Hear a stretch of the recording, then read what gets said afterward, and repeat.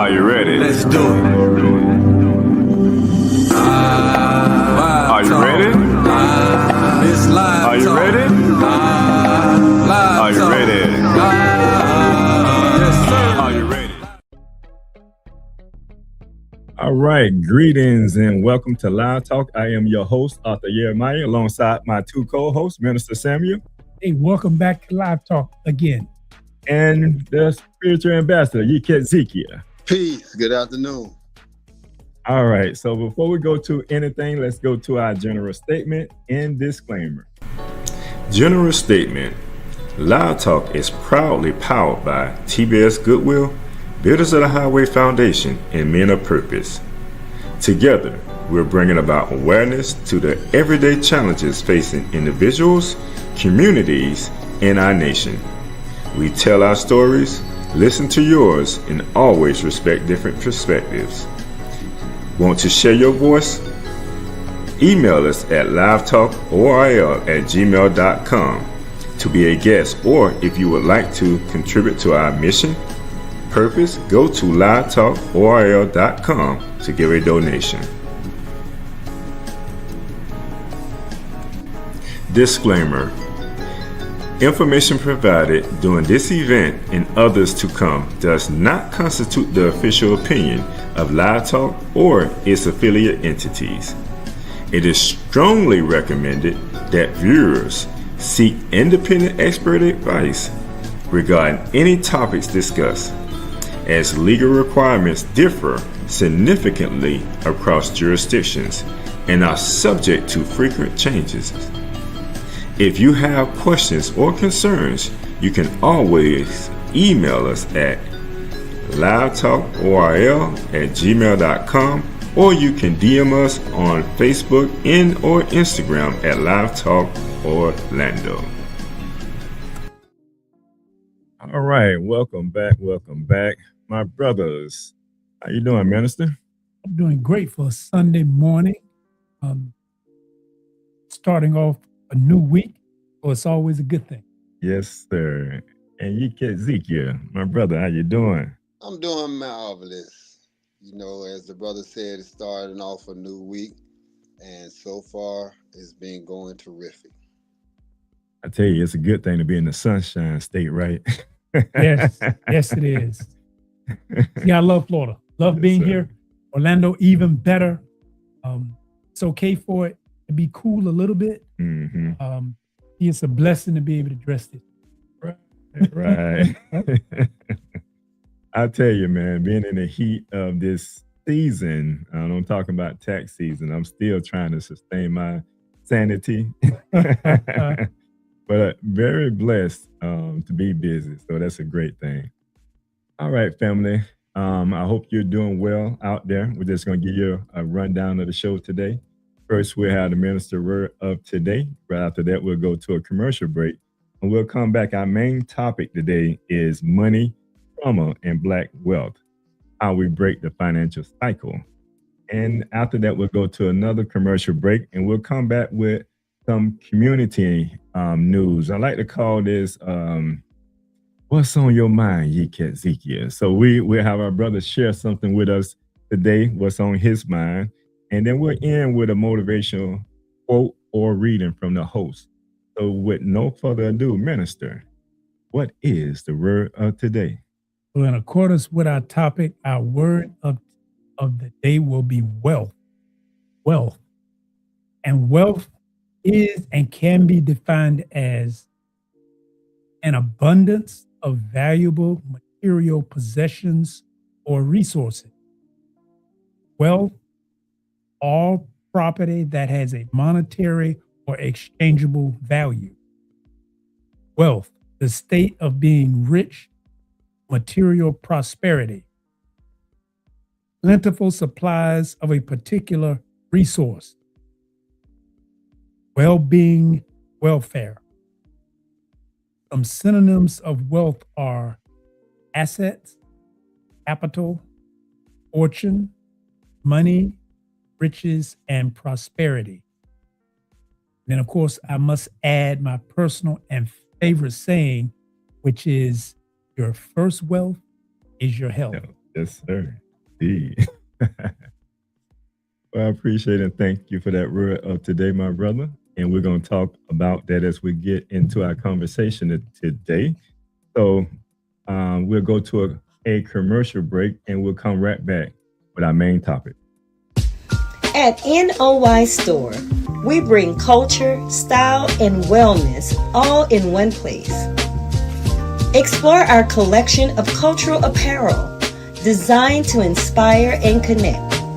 From t-shirts to polos, boldly tell your story. Need guidance on your journey? Check out our books written to inspire and support your spiritual, personal, and community growth. And give your body the care it deserves with our health and wellness products like natural toothpaste, soothing body butters, and more. We're always adding new products to empower your life so you can live with purpose and style. Visit NOYstore.com today, where culture, wellness, and inspiration come together. Shop at NOYstore.com. We're going to war, y'all! I was screwed last tax season, but not this time. I got a pro to be my co-pilot. Scott & Associates Accounting ain't just there when the IRS comes knocking on your door. They do all the preparation work and the planning. That way my plane is fully fueled up and stocked with bullets. Scott's firm is completely family owned, so yeah, they treat your money like Christmas dinner. Seriously, dude, you never pay more than you have to. Now let's say, God forbid, you do make a mistake during the year. These guys will help you get back on track faster than you can say back-to-back World War champs. Whether you're a small business or want your personal taxes done, they know the tax code like the back of their hand. You'll never have to worry about getting lost in the IRS trenches when you have the allies on your side. They do more than balance books. They empower entrepreneurs to make smart, confident financial decisions all year long. All right. And at Scott & Associates, we do all of that. So feel free to reach out to us, 321-754-1360. That's 321-754-1360. All right. I'm just add to that Yes. because you are in this season. I know it's a battle, but you're holding up well. Yes, sir. You're holding up well. Yes, sir. I appreciate that. And encouragement. All right, family. So today we're talking about money. We always talk about money and how it associates with our community. Money is one of the most powerful things in our lives, but also one of the most uncomfortable topics in our community. Today, we're having a real conversation about money, the mistakes, the trauma, the lessons, and how we start building wealth differently. Because a lot of us weren't taught about money. We was taught how to survive without it. Isn't that something? Mm-hmm. All right. So before we talk about wealth, let's talk a little bit about reality. And, I want to talk about what was our relationship with money growing up. Because I like to try to get personal to get the audience engaged, understanding, that we all been through this, this fight together. So, brothers, I want to be able to, share with the audience, like, what were some of the things that we did? What were some of the relationships we had with money coming up from a youth all the way up until we are, to the point where we are right now as being adult men? Which one of you brothers want to start off with that? I'll tell you that. Well, growing up, it was more of the lack of money. Growing up in the hood, you never had enough of the resources that you needed to live comfortably. So, you grow up in being poor. So your understanding of money was, I was taught to get it, hoard it, and only spend it on things that was absolutely essential to your day-to-day survival. And with that mindset, it prepared me for later in life that a lot of the material trappings, the newest fades, newest fads that will come out, that put that on pause. Make sure you have enough money saved up to be able to live comfortably. So I was taught sacrifice the present in order to live comfortably in the future. And that concept has served me extremely well.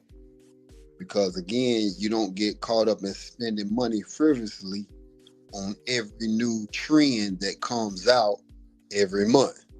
You know, they're gonna always be producing new pair of shoes, new designer outfits gonna always come out, new cars will always be available. But that doesn't mean that you have to have each new product that hits the shelf. So saving the money and using it, because you may never know you need it in the future. You know, most successful people have what they call an emergency fund. When life throws curveballs at you, you have something to fall back on. But those early principles and precepts that was given about being able to save a certain portion of your money, and it came from, consequently, one of the Black establishments in our communities, which is the church, you know, because they teach you to tithe. So the relationship it's a good working relationship. Let me ask you this here, because you said something that was, I don't think a lot of people may have, you know, some of these lessons in their household, because you're talking about saving. Now, was you raised in a household, mother and father? No. And I taught these? Single household with just a mother. And because of, again, the lack of resources we had, she taught you how to save that money so that you will be able to get the things that you need in the future. She made you understand that the present is only good for the moment, but when you're preparing for the future, that's your lifeline. So always look down the road instead of getting that instant gratification. Look what's going to serve you down the line. Sound like a smart woman. Minister? And I would say that I was fortunate because my relationship, as my mom and dad were together, he was old school. He was the provider. So the only things I remember him having dead on was the house and a car note. Other than that, he didn't believe in borrowing nothing. So he worked, but my mom, he would bring the money home, and my mom was a saver. And it taught me saving, because it's like he was really, if I don't want to hate you, he couldn't stand somebody who would steal. So he pushed that thing about working, but he did the saving. And I came from a big family. I was the youngest. So I saw it more so than even some of my older siblings. Of course, I started working early. When I was in junior high school, I was working, cutting grass to get my first job. And I saved. And I can remember my older siblings who were young adults, borrowing money from me when they needed things. And it taught me the importance of saving. So when I got older and made some mistakes, it was like easy to remember that how important it is to save versus spending. But that relationship, it really started early because I saw my mom. She was one that saved. He don't want to get he wasn't finna borrow nothing from no white folk. That he gonna buy it, but she was a saver. Okay. Well, hey man, y'all had some a little bit better guidance than I did.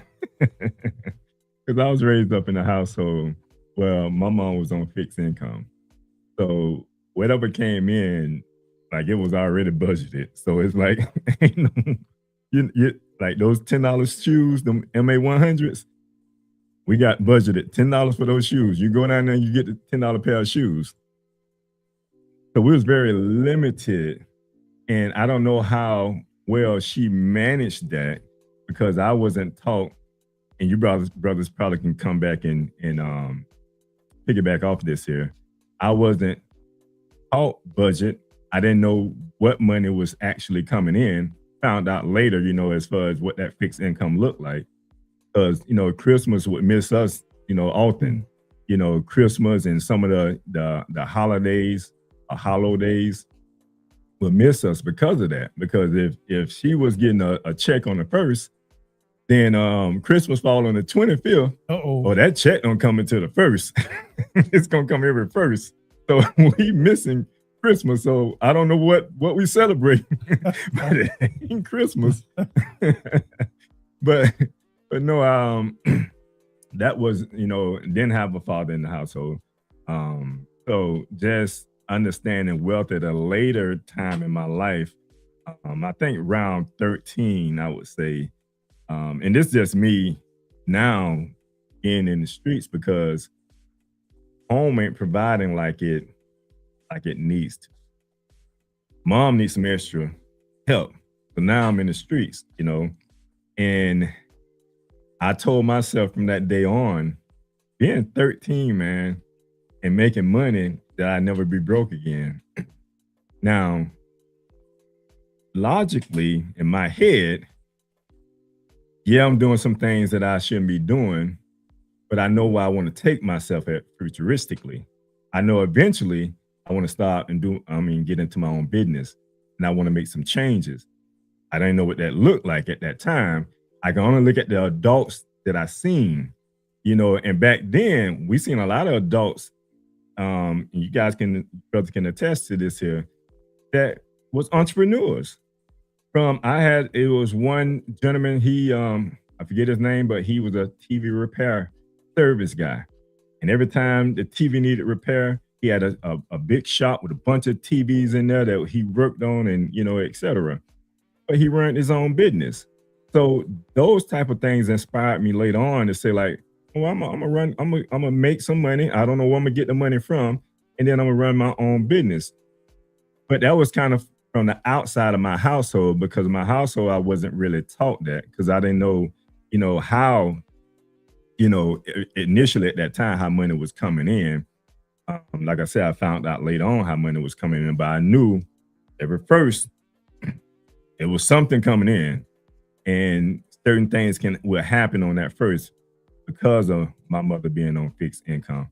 But no, learning money at a very young age, I really didn't get the grasp of it until I, you know, got a little older and just understanding what money looks like. So definitely a different viewpoint. And I think, you know, in the Black communities, we have all these viewpoints when we talk about money and what money, the money relationships, etc.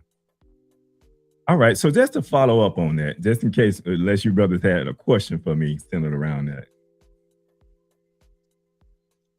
So you mentioned the money, then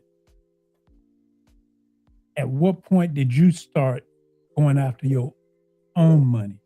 So that's a great question, because I like I said, I understood that we was limited, or I would say we was at our peak as far as the income that was coming in. There was nobody else doing it. She wasn't doing no, you know, selling like most people, and the ladies selling flips and, you know, different things to generate other income. None of that was happening. So when it was, I don't say presented to me, when I seen the opportunity to make more money, unfortunately, it was just in a way that wasn't in line with the law, if that makes sense. So that opportunity presented itself to me, and it seemed as if it was easy. So I took that opportunity, you know, and that's at that particular time, being a young Black male, making, you know, bringing in, I would say $1,000 a week, $1,500 a week. Compared to minimum wage? Man. And then I'm doing it on my own time. So it ain't like on a clock and clocking in. I'm doing it on my own time. But it did lead to some other things, juvenile detention center. So I'm letting you know. So if you're out there and you're doing it, you're listening to this show, it ain't all good and it ain't all gravy. People do certain things for a reason. We're talking about survival. We're gonna stay on that topic. So this is about survival. When you're in survival mode, understanding that certain things, your resources are limited, you tend to go to other things that can bring in more resources, a cash flow to help you, stay engaged, or connected with your peers in the community. So it's just something that, we tend to attach to, especially without guidance. Because if you had a little guidance, it would help you. And not having guidance in my life at that time, only my mother, which would tell me to go to school. She only had a ninth grade education. So she couldn't really, teach me about education and things of that nature. All she knows, go to school. Go to school, regardless of what the school may be teaching me, go to school. Because she knows she didn't go to school or didn't finish school because of the things that she had to do. So that's the challenge sometime in the Black community that we had to face, especially around that time, survival. So it was all about survival at that time. Ezekiel, I know you was about to ask something. You had a question centered around that, or you want to have a comment? Yeah, I was going to add a comment, especially back in the 80s, once the crack epidemic hit, that put the whole community in survival mode. Because that changed the whole dynamics of the mass majority of Black households. You had a lot of the single mothers that, fell victim to that particular chemical. And that put the house under a strain because the income that she did have was no longer available now because it went to support a habit. And that's what caused a lot of young children to get in the streets at an early age. And unfortunately, once we developed a taste for the streets, it was hard to let it go. So even when we got into a position to where we was no longer in survival mode, we hadn't got so accustomed to that right there that we felt this was the only path for us. And as you said, going down that path, eventually it leads to detention centers. It leads to prison sentences. So for the younger people that are out there that may be in survival mode, don't make a career out of it. Use it for the situation that at the time being, but have an exit plan and try to get one immediately, because you don't want to get caught up in a system that'll grind you down. And now for the rest of your life, it'll put you in a position to where a lot of doors are automatically closed to you because you are ex-con. Oh, and that's real. Because it goes example. It comes down to, because when you gotta have a money conversation, it comes down to needs and wants. And needs was even when I was younger. I came from a large family, so it was 7 of us. So you couldn't get all that you wanted. You get the basic needs, and then being younger, I would get hand-me-down. Or those were new shoes, or them sneakers. We called them bubbles. Right. All right. So that was okay in elementary. By the time you got to junior high school, I wanted them Converses or them Pro Kids. I had to work to get to those. But you're going to go out and get money to get them one way or the other. And fast forward to then once I move out, now young adult, and I'm on my own, working for minimum wage, got to pay the rent, got to buy the grocery, got to keep the car going. It don't add up. And when I can make, like you say, I'm making more in a night on my time than I do all week with somebody breathing over my neck back in them days, calling you what they want, and you got to take that for minimum wage. It's really easy to go for 3 or 4 hours and make more money in a few hours than you make a week. But like my brother said, you got to have an extra strategy and know, I can't do this, because if you get caught up, it'll change your whole trajectory. Understanding that you do have needs, because you gonna find a way to eat one way or the other. Right. But you got to be able to look at, this something I want to do long term. Is this maintainable for the future? When you see how many keep getting picked off, so it's like and that's where that conversation about money and understanding it, because I saw it, but the conversation about money really didn't hit until I was an adult and had to do it on my own. I saw the saving, but you don't understand it until you get hungry. No, that's true. And that kind of goes into the next question when we talk about, when did we realize, you needed to look at, learn how money kind of operates in your life differently. Because like at that particular time, it was all about just being able to have the things that I needed at that time, or things that I wanted at that particular time. And it felt good. But as I got older and still just being in the streets and the game, I understood at that time, I have to start looking at money differently. How now can I put this money away, or what can I do with this money to make my life more productive? So it wasn't all about, I want to stay on this journey of just, being in the streets.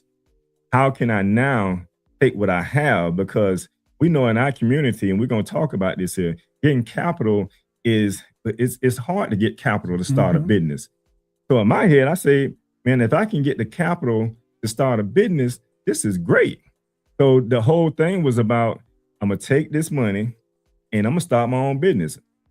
And I always look back, and I'm probably sure I said this on the show before, just identifying that TV repair, that gentleman there. I just feel like he just had a great business and a great model.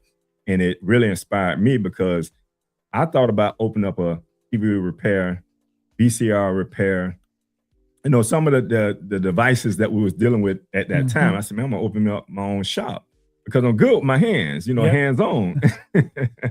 So my whole thing was, man, I'm gonna take this money and I'm gonna open up my own shop.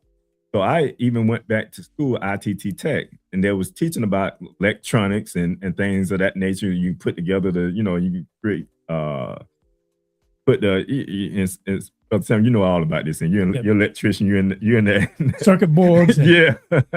So like, and then the frequencies of the radio, I said, man, this is very neat. But I wasn't able to finish that because I was still have one foot in, one foot out. So it was like, that's when I really got myself in a trap, and everything else was history as far as what transpired after that, and not being able to finish that. But just understanding, what we were talking about, when did you first realize you needed to learn money different? Because I realized it, but it was almost too late at that time. I mean, now I'm looking at it differently later on in my life. But when did you brothers realize that I needed to start looking at money different? I realized that in my late teens. Once I was preparing myself to go to college, I wanted to realize that, the money it was going to take to live in college. Even though I had a full scholarship, I was still looking at the money that I needed to make and needed to understand, because you look at the dynamics, because you start meeting people in different walks of life and you see how they live it. And you like, okay, this is a lifestyle that I want. These people owning their homes, got all these exotic cars, and you figuring, how can you get that? And they, you sit down and you speak with some of these people, and they tell you different methodologies that they use to get the wealth that they had.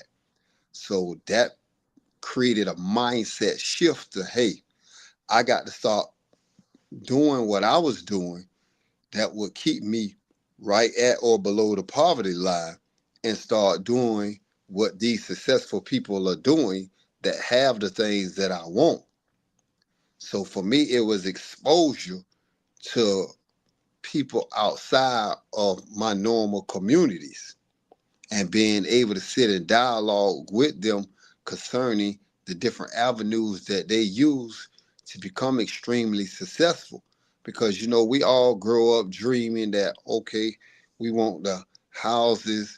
You know, back in our days, we had that show Lifestyle of the Rich and Famous. So we wanted that lifestyle, but we had no idea what it would take to acquire that besides either, you know, being in the streets or being some type of athlete or entertainer. And that created a way of thinking in me that, okay, I got to begin to do some of the things that they're doing. You know, in our communities, we know nothing about investing. We know nothing about the stock market. We see these things, but we have no idea of how they work. But the wealthy, they understand these precepts that govern that right there. And, you know, they either go to school, they watch videos, they learn about it. So that shift was, I have to learn about these things because the stats show nobody has ever become rich in America working a 9 to 5. But the mass majority of people in America work a 9 to 5. So that created a change in my thought process that, okay, if I can't become a professional athlete, then what am I going to do to get this lifestyle of the rich and famous? I can't work my way there because the stats show that's almost impossible. So you have to start learning other ways to get money. And once I started learning that right there, that's what created the total turnaround in how I view money and the way it needed to be used in order to get the life that I wanted.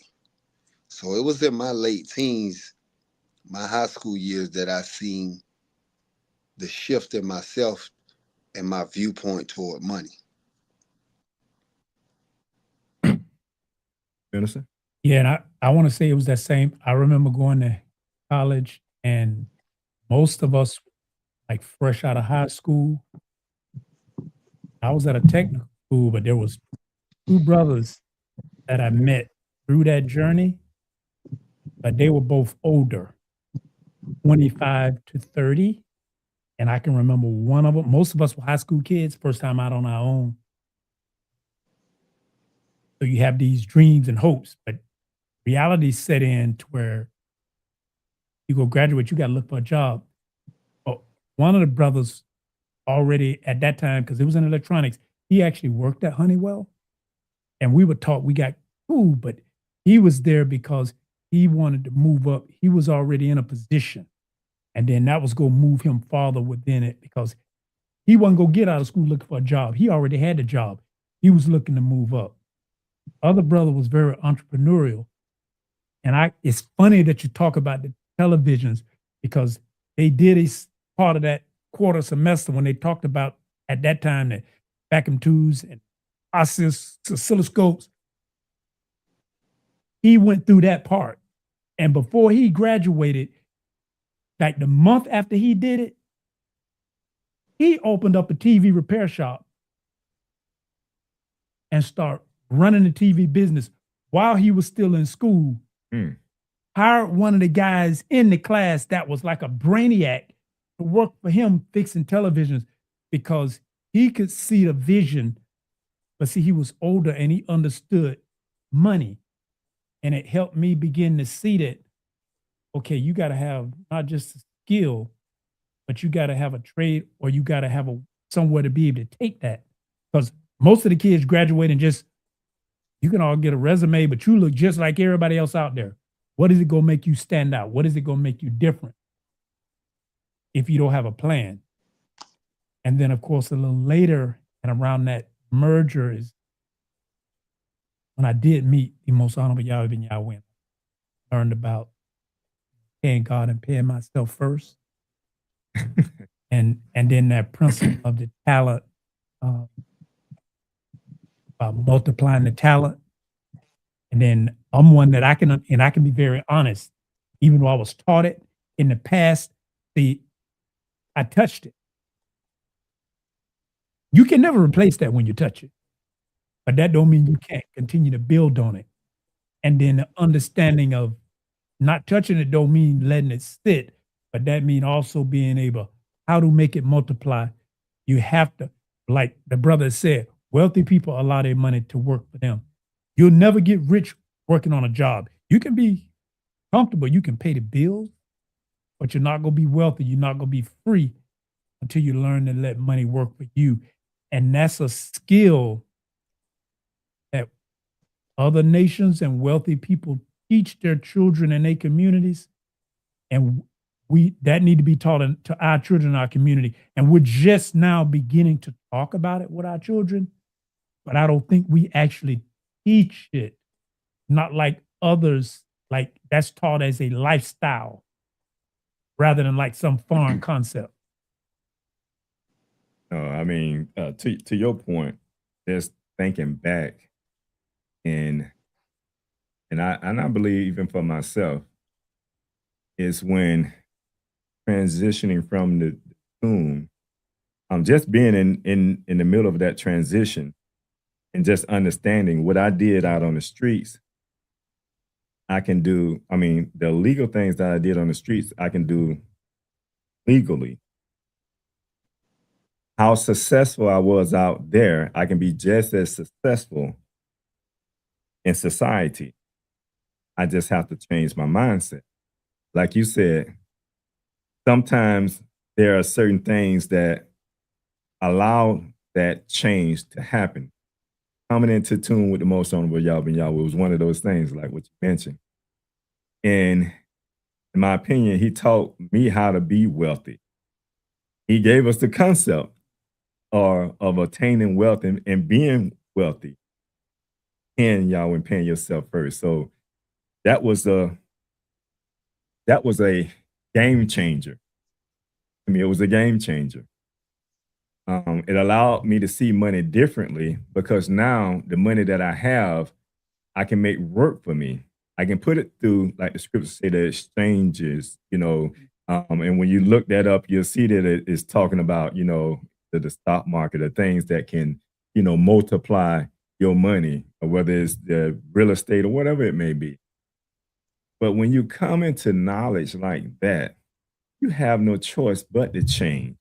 And you have to look at money differently, just from that angle there. But like to my brother, what my brother said was a lot of them already had an idea of what that looks like as far as, because, they built this system. They put this system in place. So of course they're going to benefit from the system that they put in place. But sometimes it takes us a little longer to get there, unless we have someone that's within our community, within our culture, that can give that freely. And the most honorable Yahweh gave that freely. So that was definitely something that allowed me to see money differently. And as we was talking on this here, but we're gonna pivot a little bit. But we're talking personally. We're gonna get a little bit more ingrained in our community.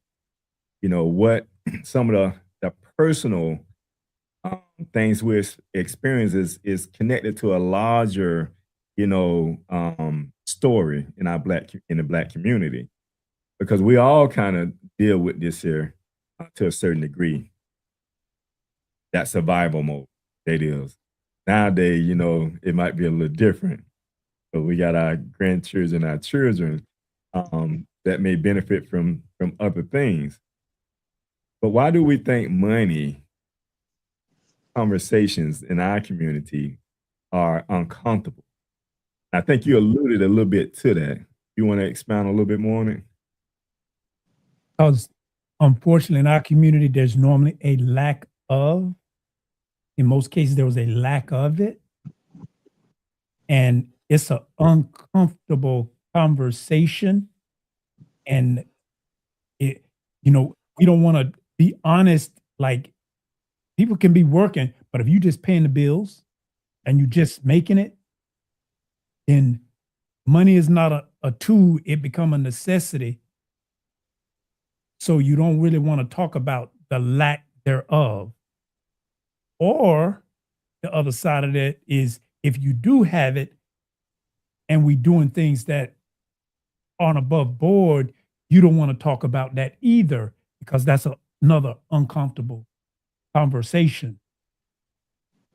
Whereas if you came from, like, let's say you were from a family that, like most of us didn't have the opportunity, when we graduated high school, that we had X amount of dollars passed on to us, or we weren't given properties that were bringing us income that we didn't have to work for. Right. Passive. We didn't see that. So we didn't have those conversations. And like somebody said, the church taught us pay the tithe, but it never taught us about paying ourselves and being within our own community. So we unfortunately paid it to everyone else without realizing we bringing a whole lot of money in, but we never capture any of it. So imagine if we was to capture a percentage of all that money going out and keep it within, that's where we will build a wealth. But the society that we came in, we were taught to spend all of it and keep none of it. So the conversation around money becomes not how much can you keep or build, only about how much you can spend, be it consciously or unconsciously, is what unfortunately was taught or not taught in our community. So you can see, is there a shame factor when it comes to finances? The reason why? Definitely a shame factor, because as a parent, when you have a lack of resources, you know, you want your children to go further than what you at. But when you can't provide that, then yes, you feel shame. You feel that you're not living up to your purpose. Therefore, it's hard to sit down and have a conversation about money. One, because you don't have the knowledge of money. You see money, you know how to spend money, but as a book say, any fool can spend money. We also met that right there. And that's why we in the financial condition we are as a people, because we have a spend first mindset. So the parents can't teach or pass down wisdom that they lack themselves. And because most women are single mothers, they don't have the time to go out and learn the flow of finances. They don't have the opportunities to go to school, to read the books, because most of these women be teenagers themselves when they have their children. So they don't have the wherewithal to be able to learn this wisdom to pass it on. So they just content with, okay, the little basic money that I do have, you know, somewhat or another, they may or may not even know how to budget that. So they don't know how to sit down and teach their children, okay, let's learn how to budget your money so you can see where it's going. Now you can start building wealth at a young age.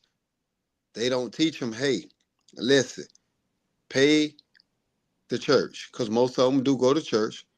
Pay yourself.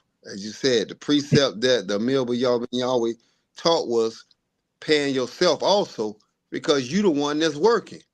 The government gets paid from you working right out the gate. They take their tax money right out.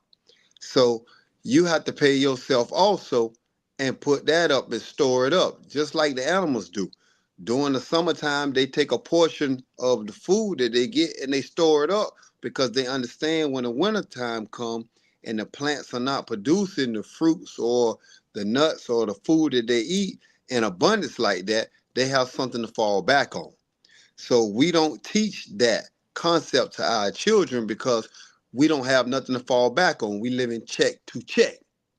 So I can't really teach you that right there, because I can't model that particular behavior for you. So there is the shame factor that comes with that. That, man, I want better for my children, but I'm not in a position to give them better.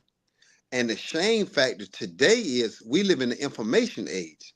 So even if you didn't have that wisdom, it's nothing to have at a touch of the button to be able to get that wisdom.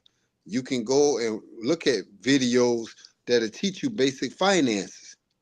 You can read books on this right here online, because everybody keep their phone with them at all times. So you got access to the wisdom now.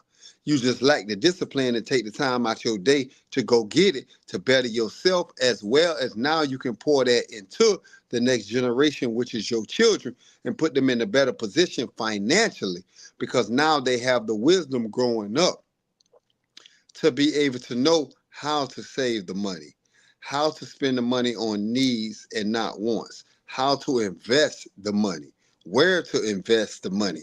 They can try to keep up with the flow of the economy, because it's going to affect their money. And everybody's seeing that at our present moment with the gas prices.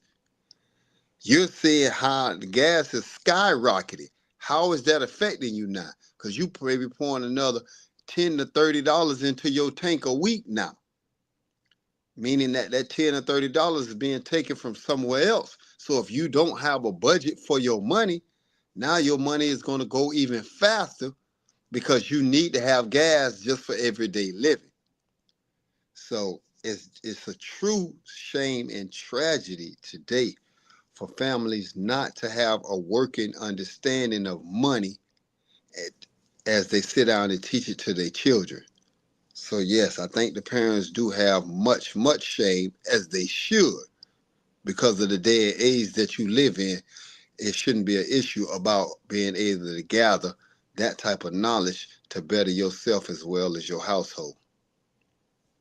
I agree, because when it comes to having those conversations, sometimes what can make it uncomfortable, sometimes it can be our habits.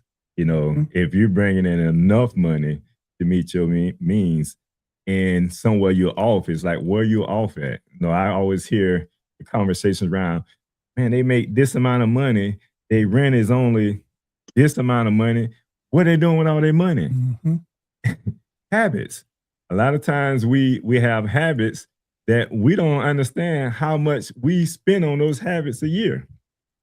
So if you're an alcoholic, if a lot of us, this generation, they I won't say old school. That's old school reefer, right? That's an old school. What's the Zaza. That's the thing. Oh, that's the thing. Zaza. Okay. But if you're doing that, you need to have a budget for it. Your dispensary, you need a budget. Right. Because this is the thing. We go about life, we just living. We get, like we said, you get money, you're surviving. You get money, you pay your rent or your mortgage or whatever you're paying, and then you do whatever things that you do. But see, what we don't plan for, and I think one of you brothers alluded to, is emergencies. So having some of those uncomfortable, because it can be a husband and wife. I don't want to talk about finances because I know my habits and what I do on a personal side, right? Yep. I'm doing all this here. I can contribute more. I'm going to take away from my habits over here. But my habits are not my priority. Those are things that align with, whatever I like and want to do. That's uncomfortable. But it's also shameful because I shouldn't be doing this here. And if I'm in a household, husband and wife, and we have children, how can I raise my children properly, understanding that I got some things that I have to overcome? So definitely we can be talking about uncomfortable situations, but also having shame, understanding that I need to take a look in the mirror and I need to change my ways in order for us to be a more productive family and put things in the proper perspective as it should be. So now if we're renting a apartment or what have you, and we know we want to own a home, we need to be saving that money up for the home. So those habits where I'm spending $100 a month, $200, $150 a month, that need to come over here and go into this pot here so we can save up to get this home for our family. I think that's something that this society, and maybe, I growing up, we may have dealt with this too, because I would say my mother, and I'm not ashamed to say it, she was an alcoholic. So there was some habits there that took place. I don't know how much more we would have had if she didn't contribute to that, but I just know there was a habit there, that she contributed to. When it comes to, because we're talking about money, which is a lacking sometimes coming into the household. So oftentimes we have to reach beyond that, go and get some credit. Mhm. So, and then we uneducated, like brother said, like if the mother in the household, we're talking about wealth or, money, credit is a whole nother level of a conversation that we're going to be talking about. Yes, we can get that help. It's going to accomplish what needs to be accomplished at this moment. But then that's debt though. So how do now we pay this off, understanding that we have a lack of money already coming into the household? So then now is credit and debt something that we should be talking about? And why do many families avoid that? And I know we can probably go back to saying some of the same thing, but we do have to talk about credit and debt. Go get another one. Go get another one. Go and get another one. Because that's short-term gratification, but it's got long-term consequences. And see, like the word of the day was wealth, but something I was reading on, and we have to, part of that conversation needs to be, there's other forms of wealth: time wealth, social wealth, mental wealth, physical, as well as the financial. Mm. And that's a whole conversation, because if you start to look at doing things you're spending money on things because you put a value on them, but they're pulling from the finances. So now mental health is an important thing, but the example is socially, your perfect example. If you're drinking and now you're becoming alcoholic, or if you go into the dispensary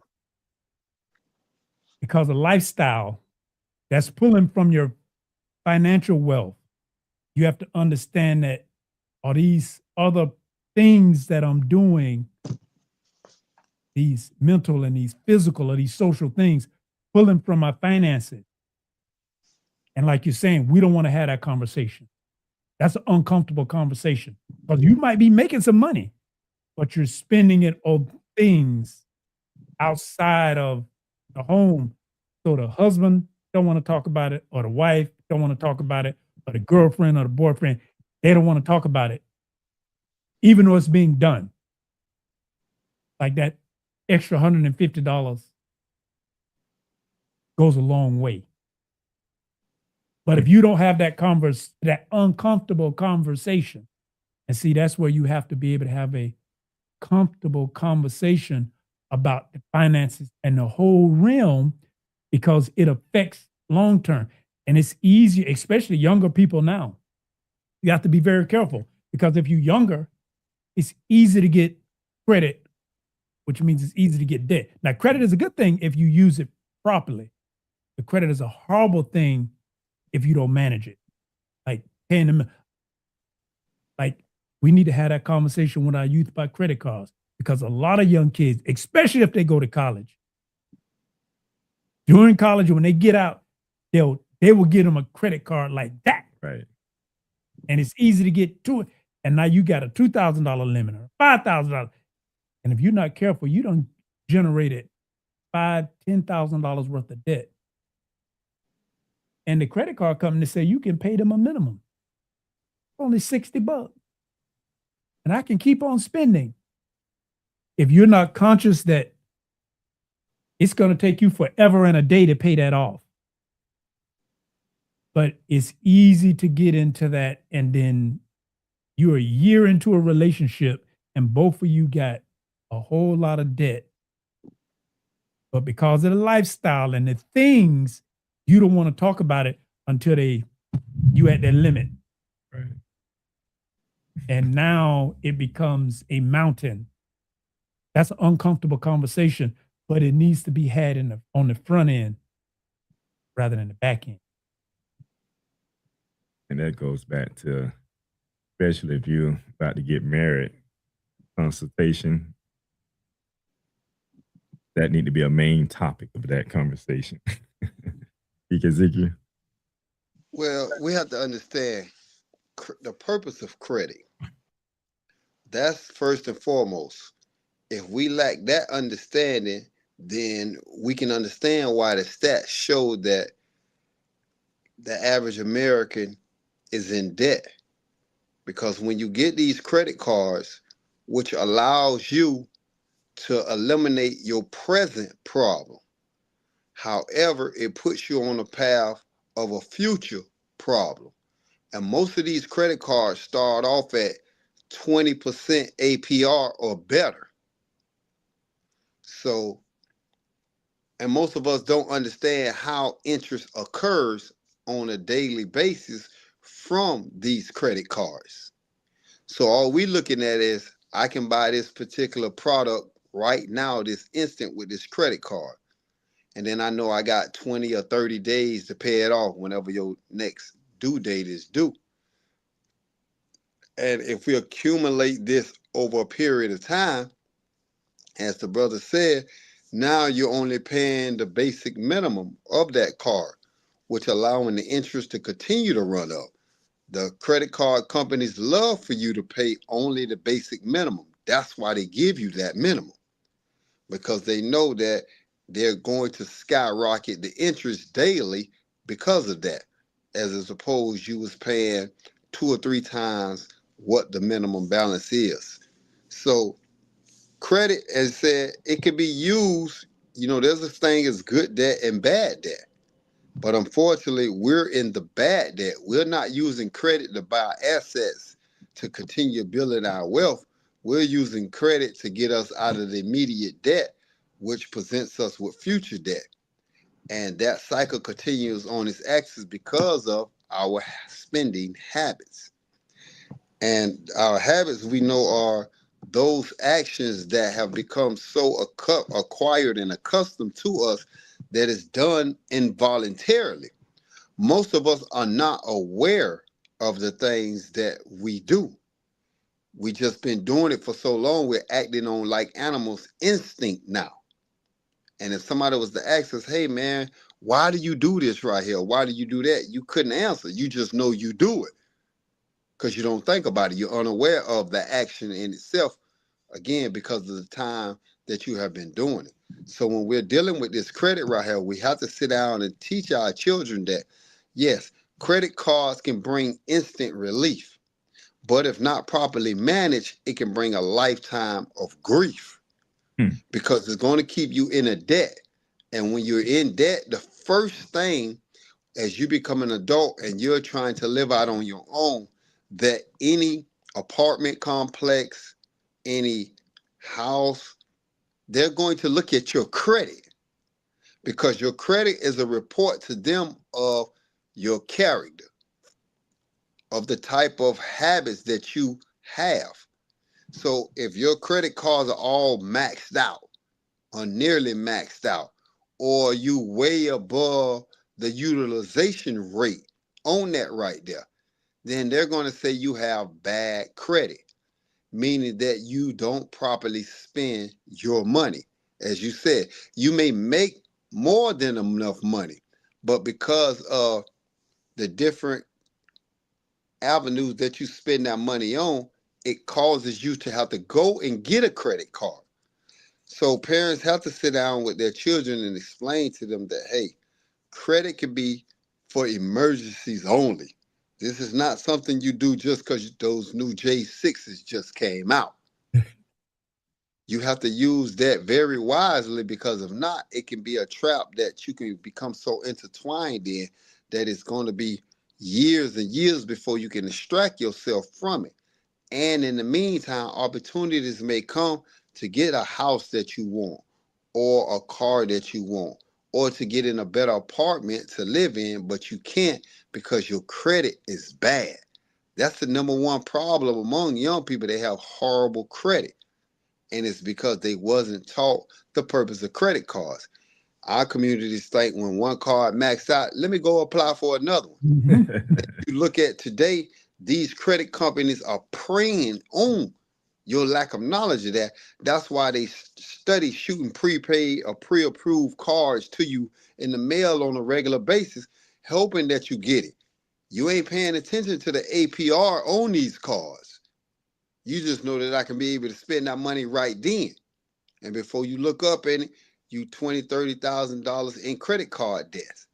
Now you got other companies telling you that, hey man, we can help you get out of the credit card debt. We can help you get away from this right here.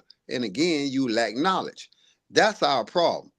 As Hosea 4:6 say, my people are destroyed for the lack of knowledge. Knowledge by denotation is facts and information. We don't acquire the facts and information on how these credit cards operate. So therefore, we get into that mountain of debt. And now it seems hopeless in getting out of it. And it's keeping us down. It's a burden. It's stressing us out, which now affecting our health, which means now we're missing days of work. Now the money is even less. And with that right there, now you have the younger generation saying, okay, I don't want to go to school with these clothes on because I'm getting picked at. I'm getting talked about. I'm getting laughed at. So now, as like most of us did at a young age, we try to go out in the streets and get that money. But again, we don't know how to manage it correctly. Look at most of our athletes. Within 4 or 5 years of retirement, these young men and women be broke. They ran through millions because you gave them the money without the knowledge of how the money operates and how the money works. So they just splurge it. You getting these teenagers and young men that getting all this money and they just hanging out with it, thinking it's going to last forever. And it doesn't. So if we don't teach about credit, then the banks will continue to own the tallest buildings downtown. The credit bureaus and credit card companies will continue to stay in business. So it's definitely a conversation that needs to be had. But again, it falls back to, I can't give you what I don't have. So if I don't know how these credit cards work, I can't teach you. And that's the sad part about the parenthood. They lack that wisdom to be able to pass on to the next generation. So the next generation is getting further and further behind. So if the children are our future, and we're looking at the children of America at this day and age, then it's no wonder at the rate that we're going, America is going to be a third world country in no time. I'm getting notice that we have to wrap this part up, but I just want to come back on that because we're talking about credit card and how the youth seek to capitalize from it, right? So is this the new form of survival mode? You know, because we didn't have access to credit, you know, when we was coming up like this here. And if you're a young person and you're saying, you know, you can get $10,000, you know, all you have to do is apply for this credit card. Most likely I'm gonna apply for this credit card. I'm in college. I don't have any money. Is this a new form of survival mode? Modern day slavery, because see your point as well. Old school, the reason we had, like my mom and them taught us to say, because we didn't have access to credit like that. They wouldn't give it to us like that back then. It was for them. But now they realize it's a whole bunch of them. We can use it, capitalize, because they looking at the long game. They making good money. Something that the brother said was really important I wanted to touch on was they get this debt, and now when you have to deal with it, other part of that is that causes stress. He mentioned the stress. And then how do you deal with stress? Drinking, smoking, and drugs. That plays a whole, so now you're taking more resources away to deal with the stress that you got brought on by this debt. And that's a very uncomfortable conversation. So now it starts to affect your physical health, which now you go be missing work, or you're going to have medical issues or bills. And it's a cumulative effect, all from a knowledge of education of money and wealth. And another point he had made, that's to touch on that, was not only getting an apartment, but even getting a job, they check your credit now. Yep. So if you ain't got good credit, you may not get that employment as well. So we do need to be conscious of that. And if we have children, I mean, just educate yourself a little bit more around credit so that now you can teach your children or your nephews or your grandchildren, et cetera, the importance of credit so that now they can live a more, I would say, sustainable, healthier life due to that. All right, so I think we have to wrap this part of the program up. We're going to go to a commercial break, and we'll come back and we're going to shift gears just a little bit. We're going to see what's on our brother Ike Ezekiel mind. What do all these people have in common besides a beautiful smile, healthy teeth, and gums? They all use Zodi toothpaste. Zodi toothpaste is made with all natural ingredients. Zodi toothpaste is fortified with moringa and baking soda. Zodi toothpaste is suds-free, making it an excellent choice for kids. All natural, fortified, and suds-free. Get yours today at noystore.com. Because Scott & Associates always treats me like family, I refer my family to them. So when preparing for my taxes and I know exactly what to bring in coming in, it makes the process so much easier. Anyone should hire Scott & Associates because they are professional, respectful, and very knowledgeable. And with all of my heart, I can always count on them.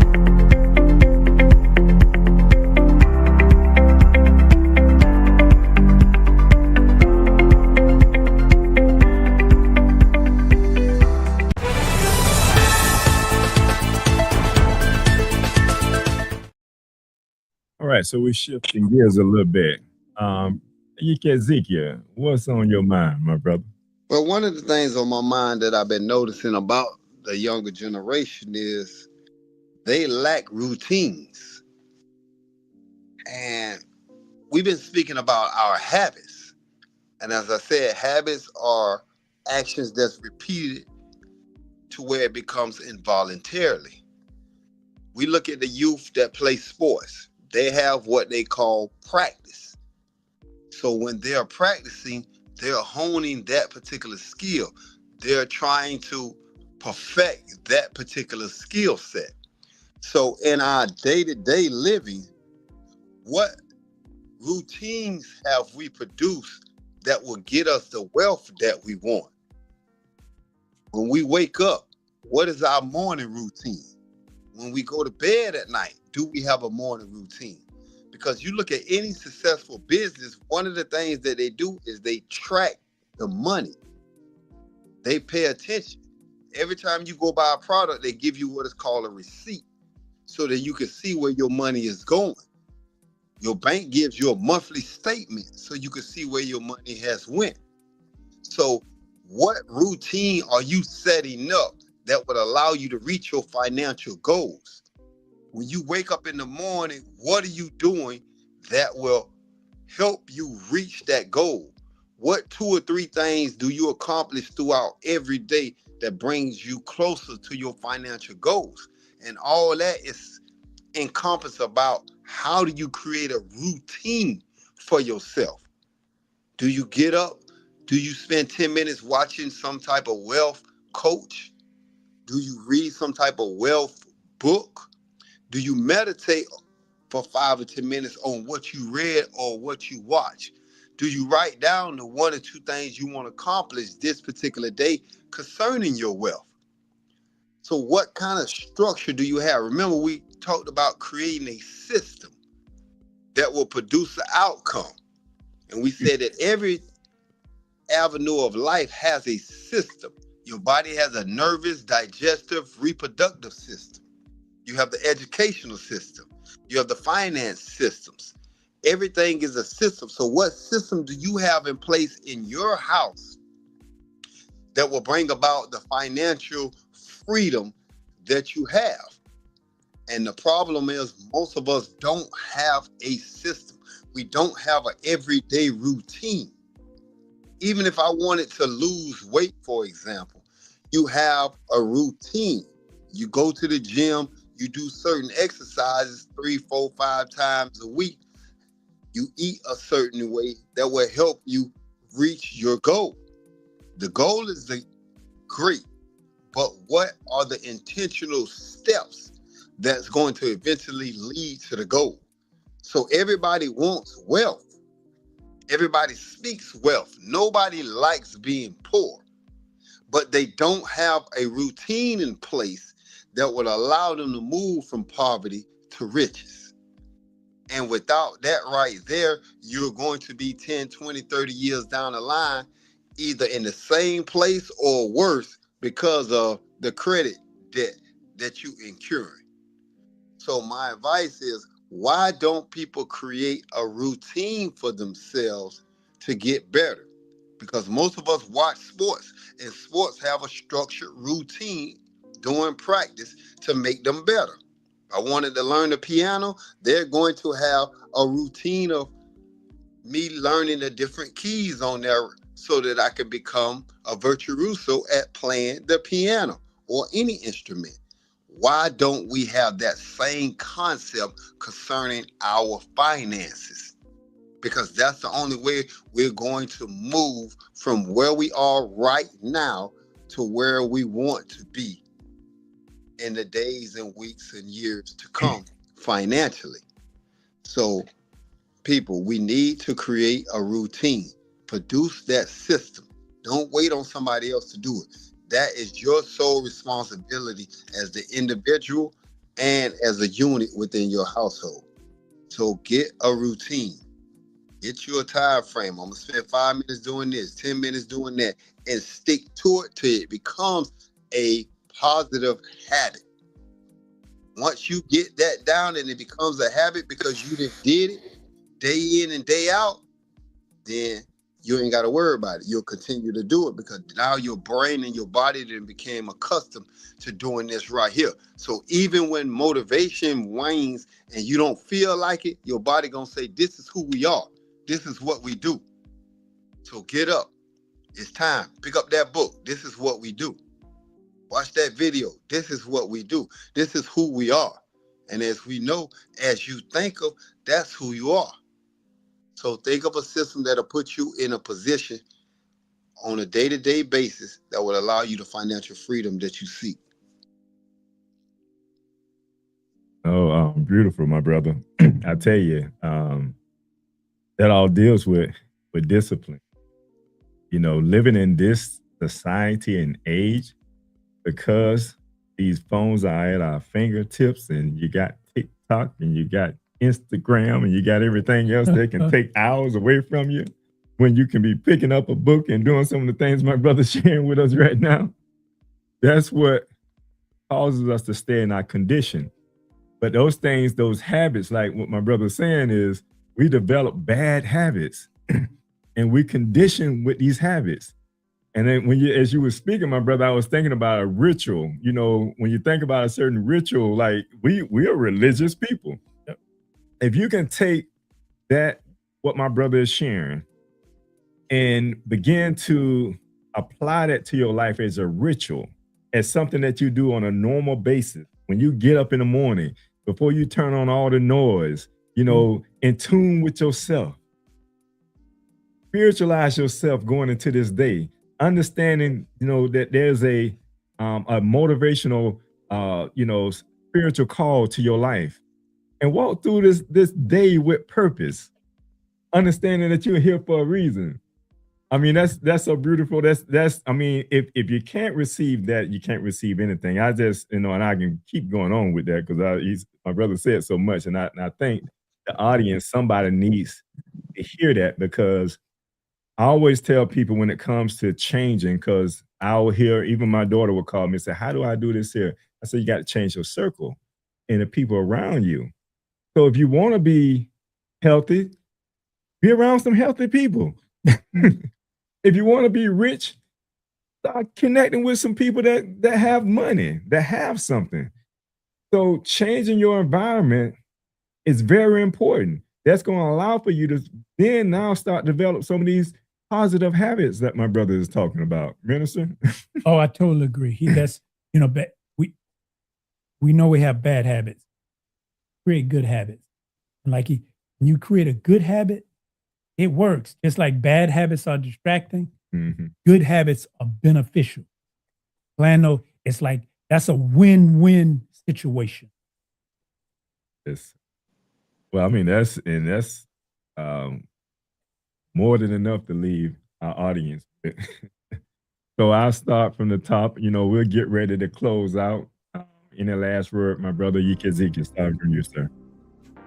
Yes. Make sure that you put yourself in a position to get wealth, and that you also have no problem passing that wisdom on to future generations. Yeah, this is the time for us to break that cycle of trauma and make it a positive impact when it comes to money and finance. Yes, sir. And I'm gonna go off a little bit what you said, my brother. This week, learn one thing about money, whether it's credit, saving, or investing, and share it with somebody else. I'm gonna say it again. Share it with somebody else, especially in our community, because we lack it. And I say from the host, Peace and Prosperity, and from Live Talk, we are out. Thank you for watching Live Talk. You can follow us on Facebook, Instagram, and YouTube at Live Talk Orlando. Please subscribe to our YouTube channel. Hit on the notification button so that you can see more videos like this. You want to join the show? Email us at livetalkorl@gmail.com. You can also follow the host on Facebook and Instagram at Arthur Jeremiah. And visit the website, thenoystore.com, to pick up your copy of The Spiritual Significance of a Name.